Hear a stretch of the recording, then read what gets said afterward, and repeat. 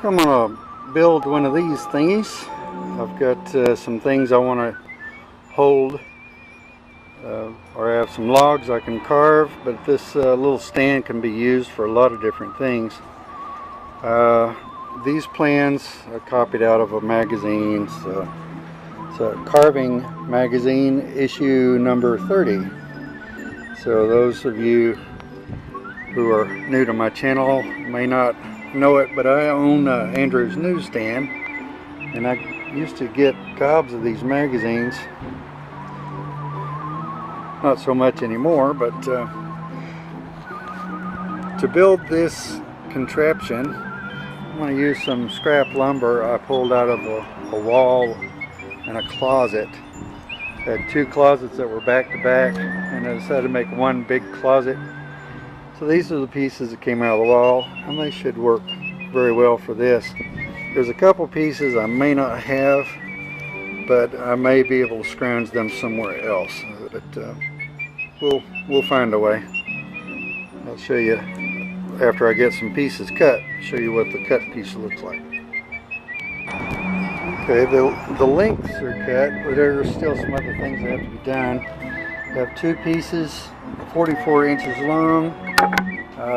One end has a 60-degree cut on each of the two, and then the other end has 30-degree cut. Now this is the part that sits on the ground. You know, this is that's the foot. Okay, and this is a 2x6 by 12 piece that's going to be mounted at the top, and the log will sit in this like a cradle that keeps it from rolling around so much. So we've got a 13 3/4 inch. We have 12 inch. We have a 10 3/4 inch. We have two 9 3/4 inch pieces. One 18 inch piece. Actually, there's three 18 inch 2x4 pieces. One 24 inch piece, and two at 42 inches. So that's all the pieces cut to length. Still have to do some assembly here, but I think that's obvious. This piece right here, it'll be sitting like this. That's the top, but I've got to cut some notches into it. There'll be some notches, probably three. There'll be one down low, one in the middle, and one at the top, and that's where the platform locks in place, so you can adjust the height of the thing that you're working on. So that's where we are right now, and yep. Okay, this is the first part of the setup. It's an 18 inch piece, and I've cut out notches. Makes it nice and sturdy that way. But to put the holes in there, I go all the way through the back side while holding the upright piece and using a nice long 1/8 inch drill bit. And then we'll come back from the other side with the screws and set them in place. So I'm using some deck screws. Okay, now that you got your 42 inch uprights attached to your bottom board, you go ahead and run your 24 incher out from that, and that's attached similarly. You got two of these deck screws. Now these are all used, so they're various sizes. I got some 3 inch, some 2.5. I don't throw anything away. And now we're going to put our 12 inch foot on the front side of it, and of course get that squared up. Have to figure out Need 2 hands to do that. But get that squared up and centered. I need to center it first before I square it.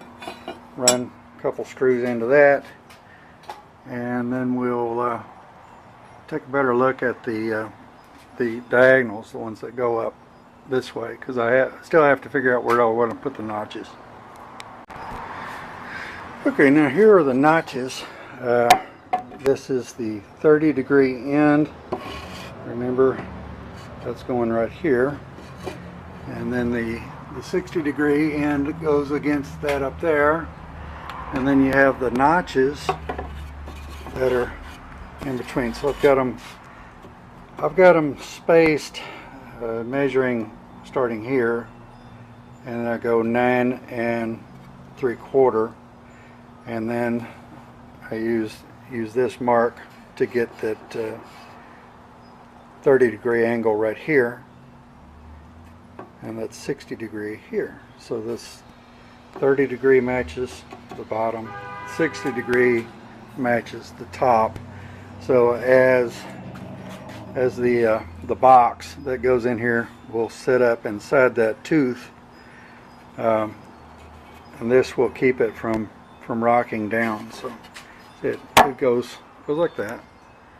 Well, you'll see as I get it going, but that's the angles on that, the 30 and 60.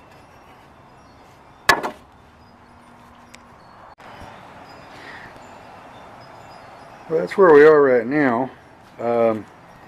I'm to the point where I have to make the tray that hooks in back here and sticks out the front, and that's the platform where you put your part that you're working on. You want it big enough where you can have the thing sticking straight up on its own, but you also want to be able to lean it back where it can sit in this groove and work on it that way, because that's what it's designed to do. But the platform design that's on the paperwork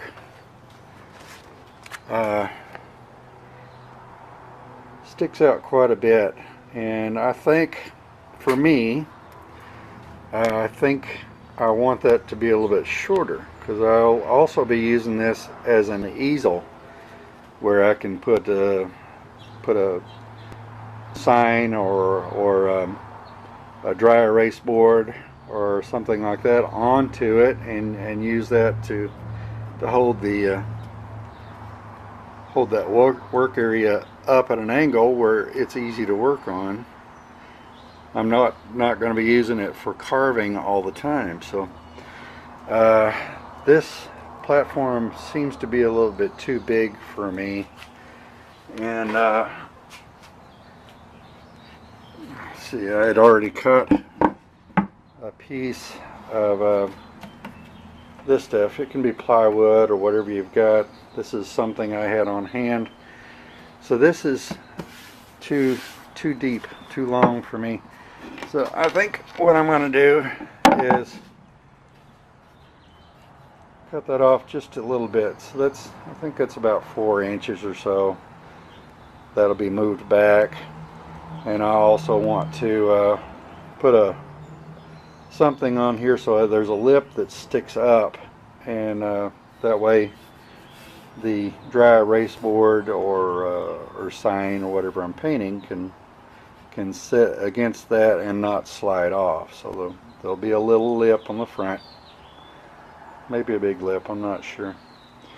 And I also want to be able to take this off, because if I'm leaning a board or leaning a trunk back, I don't necessarily need that, because it would be sitting against the front, which would I think that would hold it better. But that's where I'm at right now. So I'm going to cut these pieces off, move that back, and start building the box or the platform that moves up and down on this. Okay, this is the platform frame. I haven't attached this yet. This will go in the back.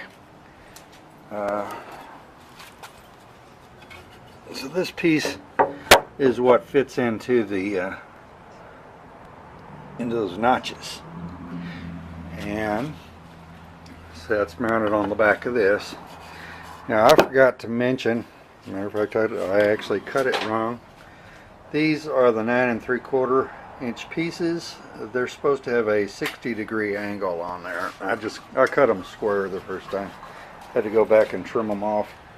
But the idea is the platform, the 60-degree angle sits on the 60 of that, and the back of the box will get caught in the notches, and that will allow me to use it in any of those three places that I put the notches. So next step, get the back on the box. Okay, well, it's pretty much together. I do want to put a little platform back here to hold tools. I have the table where I can just pull that off. I said I could. There we go. Alright. Found out the hard way.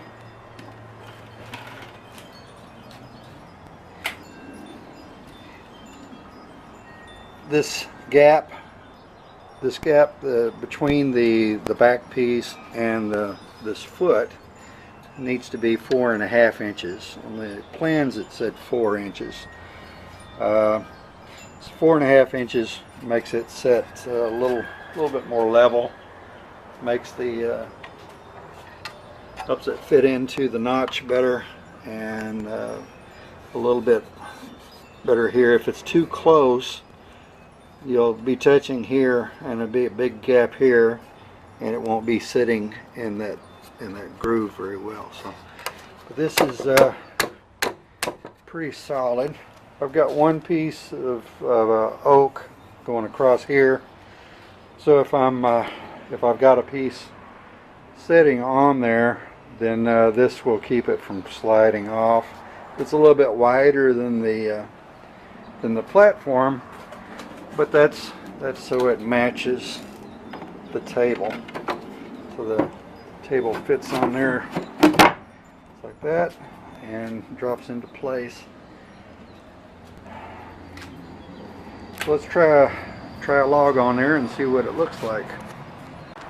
I don't have any big logs at the moment, but this is basically how it's going to work. And that is the highest notch, but that gets the work up closer to where you would be using your chisels and stuff.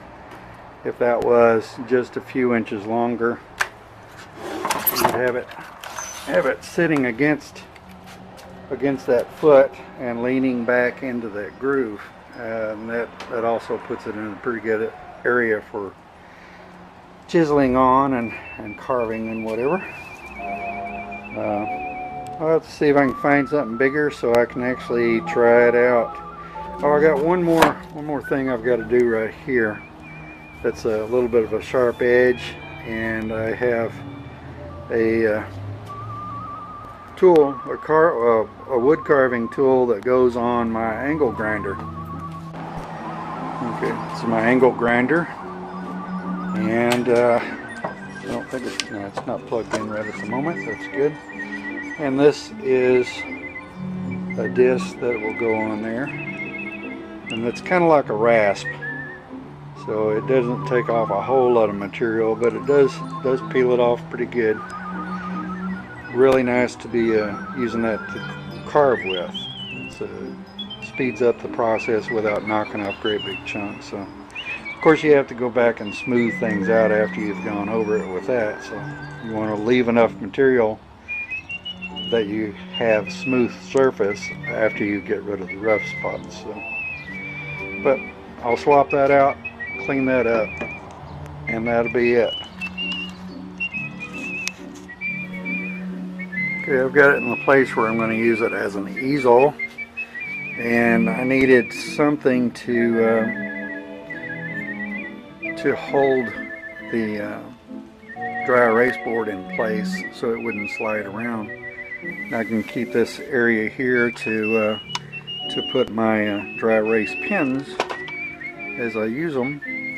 But I had these wedges that I had cut out of these spots where out of the adjustment part. So cut that little notch out. So I've made these little wedges. I cut a little bit of a cut out of that, a little notch out of the end of that, so they fit right in there in the adjustment part. So which is really cool. And that allows me to put the dry erase board in there and very solid. It's not going to go anywhere.